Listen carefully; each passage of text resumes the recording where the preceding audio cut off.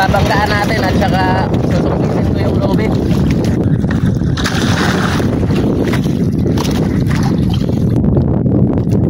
Medyo mabigat-bigat hilahin. Sana may laman to.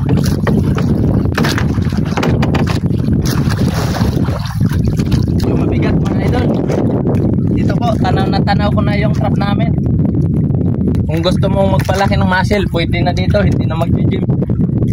Linagyan namin ng ng lobit para hindi kami papalayo sa payaw. Ayan na mga idol, tanaw ko na po yung trap namin.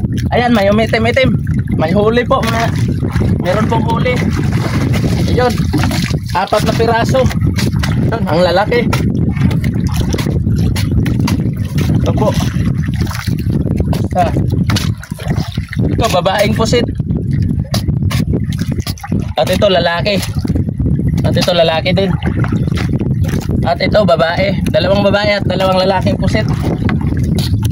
Pares-pares po sila. Kaya lang hindi pa sila umitlog. Kaunti pa lang yung naitlog nila. Kaya ilalagay ko na po sa aming buhay-buhayan mga idol.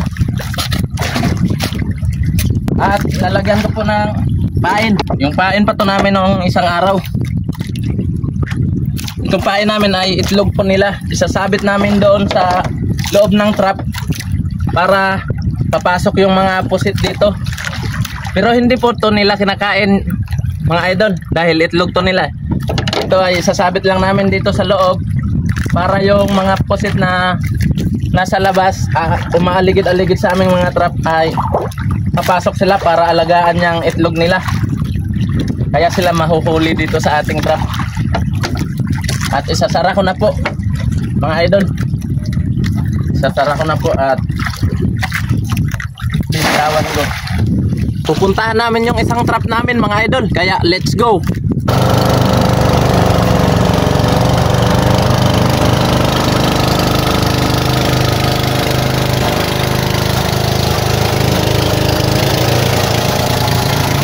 Pangalawa namin bayaw. Susungkitin na naman natin. Nakuha na po.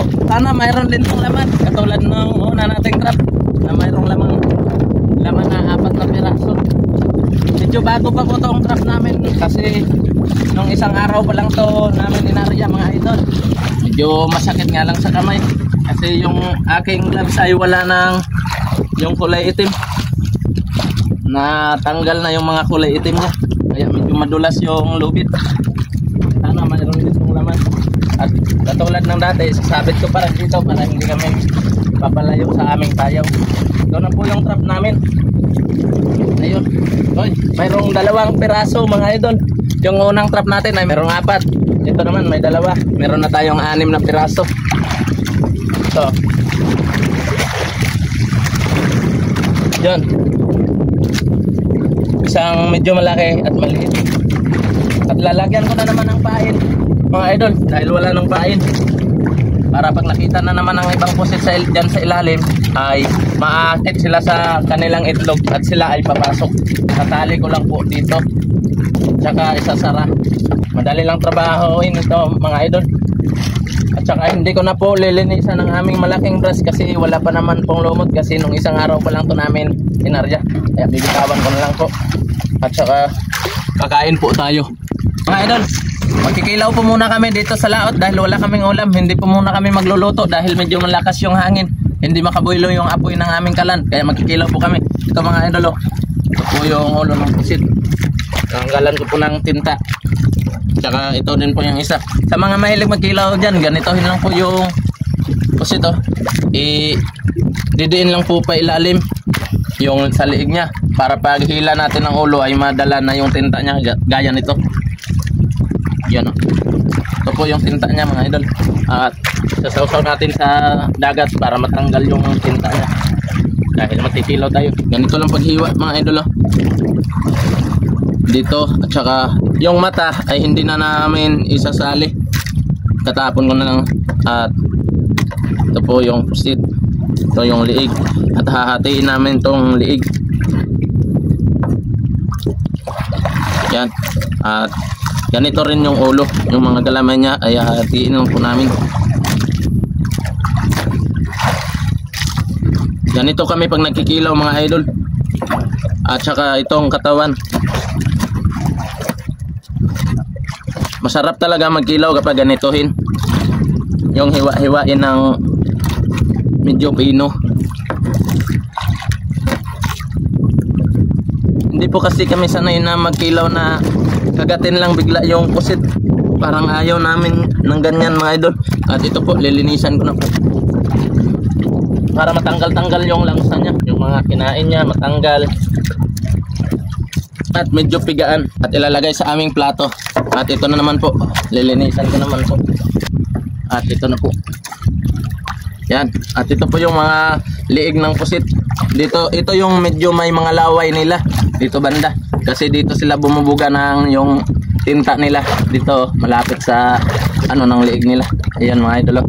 Medyo may mga laway-laway. Kaya linisan natin to ng mabuti. Para hindi siya madulas pag kinain. Yan o, may mga laway mga idol. Yeah, ganitohin lang paglinis para matanggal yung mga laway niya. Yan. At ito po yung mga galamay nila. Ganon rin. At hindi ganun. Kasi ito yung hinahawak nila sa mga isdang kinakain nila. Para matanggal yung langsa, ay lilinisan natin ng mabuti. At babayaran muna natin siya ng kaunting suka. Ito po yung suka mga idol. Kaunti na lang yung suka namin. Yan. At saka bigyan natin dyan. Bigyan po natin. At saka lalagyan na natin ng suka. Ganyan lang po yung suka mga idol. Huwag po masyadong maraming suka. Kasi nakakasira po yan kapag marami ng suka. Yung malalasahan lang natin yung suka. Ito mga idol. Ito na po yung kinilaw. Ito mga idol. Sausaw ko po. Try natin. Masarap. Maasim. Dami talaga mga idol. Ang sarap ng kinilaw. Kahit wala ng sibuyas, kamatis. Napakasarap talaga kapag nandito lang sa laot. Kaya mga idol, tara, kain tayo. Ito po yung kanin namin mga idol. At saka meron din kaming pinaksiw. Talaga ito dito yung pinaksiw namin. At tayo po ay magdadasal sa ating Panginoon dahil sa grasya ngayong araw. Lord, maraming salamat po sa grasya ngayong araw. Napakabait niyo po talaga sa amin. Lord, kami po ay nananalig sa iyo palagi. Maraming salamat po sa pagkain, sa kinilaw at sa kanin. Amen. Tara mga idol, kain tayo. Tara Kuya Prime, kain tayo Kuya Prime. Dito na lang kami ni Kuya Prime mga idol. Magsasalo-salo kami dito sa aming baunan. Share lang po kami kasi wala kaming ibang plato. Kaya ito mga idol, susubo muna ako. Kakain ng kinilaw. Napakasarap po ng kinilaw. Kain tayo mga idol. Nanataghan. Kinilaw na nilinisan namin ng mabuti para hindi malangsa. Ito. At meron din kaming pinaksiw. Share lang po kami ni Kuya Prime. Mga idol oh.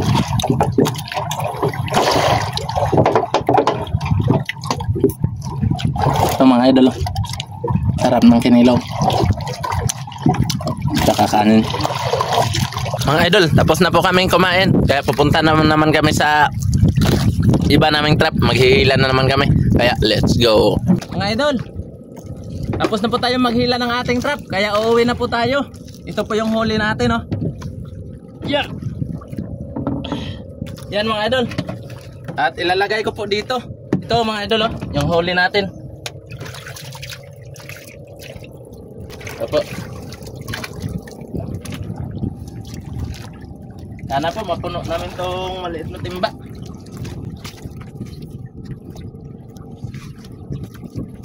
Yan. Sana makapuno kami.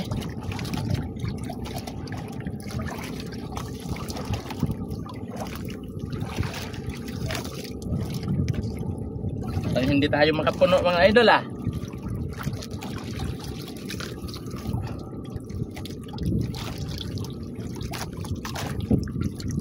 Yan. Ito lang lahat mga idol. Sakto lang talaga nakapuno. Shoutout sa inyo mga idol. Mga idol, nandito na po kami sa aming isla. Ayan po yung isla namin mga idol.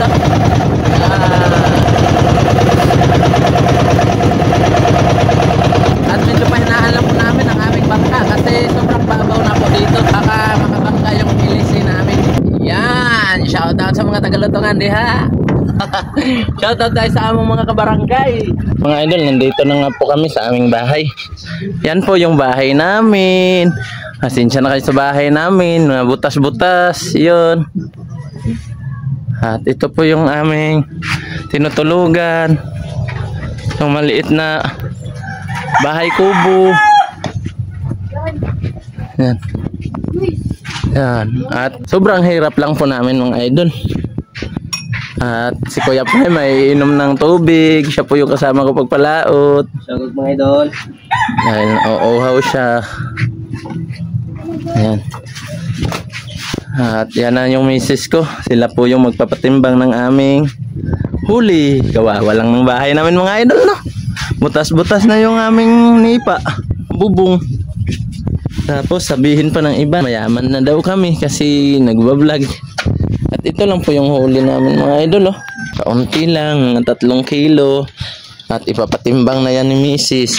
At ililipat ni misis sa maliit na lalagyan. Yan, dahil sobrang kaunti lang yung huli namin. Pero nagpapasalamat pa rin po kami sa mahal na Panginoon na kahit papano ay mayroon pa rin mga idol.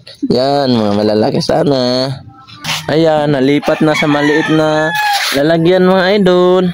Yung huli namin. Mga idol, ito na po yung benta ng aming pusit. Ang benta po namin ay 1,046 kasi 4.8 po yun. At saka dahil ang benta namin ay 1,046, nagpakuha po kami ng 500 pesos. At saka yung kalahati po ay pinadata namin sa aming utang. Yan, o. Meron kami dong data ng 546 pesos. At ito po yung aming panggastos, 500. Okay na to mga idol, di ba? Yung huling pusit namin ay 4.8.